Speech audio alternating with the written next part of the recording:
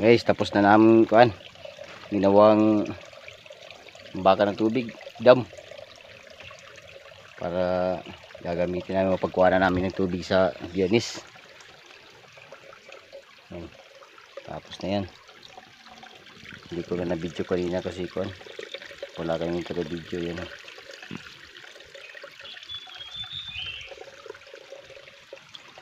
Unom ka sa ako. Para na maapaw na ako. Dalog na.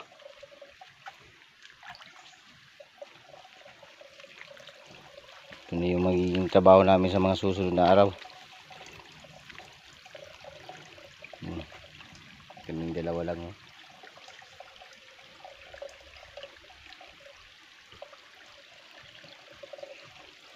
Lapit na mapaw. Tubig. May nagasaghum gapon natin. Hindi ni banda. Yep. Dako may mga urang idi. Ato ni bring kahon. Dako may mga itman. Naubusan na. Ew. Hello. Dako may mga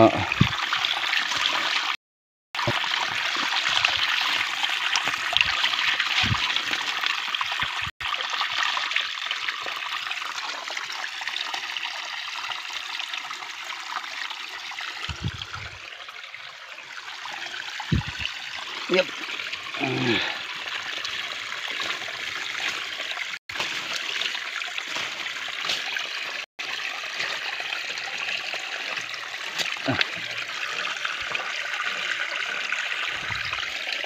Yung mga tipakon ka na may sunod ini. Singitan tipakon. May mga uro pati di. Na akong nalimbas ini. Ay. Ha? Tipakon yan kasi tingnan ko niya no tipakon. Malay mo. Buwak ka na dagara suho. Masingit ka sa uro di.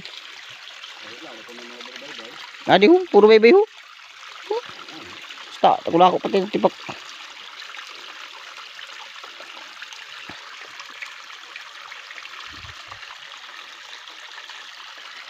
Hapaw no. Muna na. Hapaw na.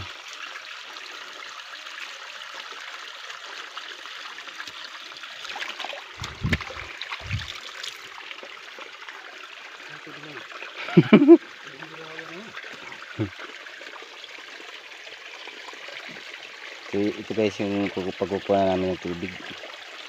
Dito namin ilalagay yung hose punta dun sa tabahuin namin yung hanap ng ginto.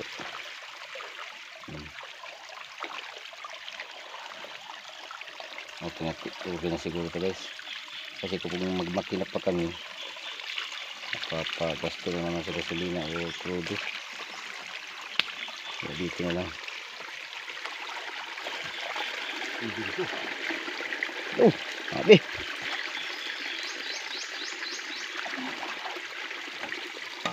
Magsasampol daw siya guys. Grabe lamok, kadarag ko.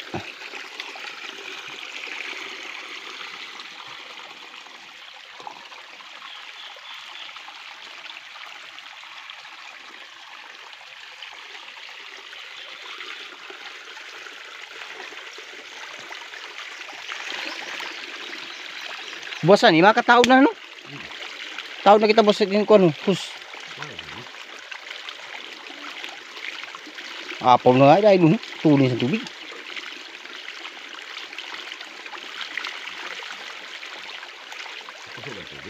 Busog.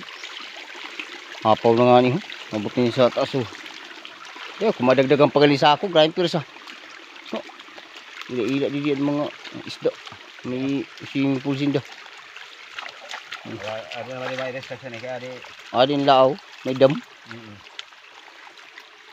Guna siya swimming pool. Yay. Abot niya sa taas.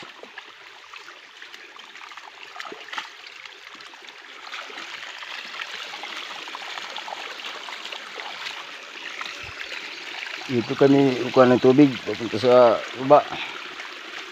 mga apat, tatlo rolyo na hose ang gagamitin namin dito. Nakikita nyo guys sa mga biyernes sisimula ko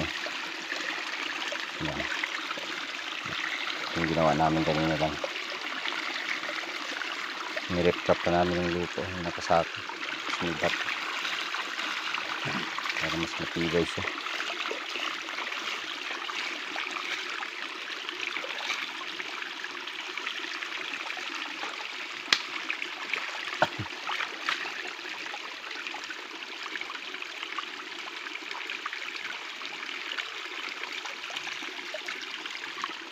Okay guys, thank you. God bless po sa ating lahat.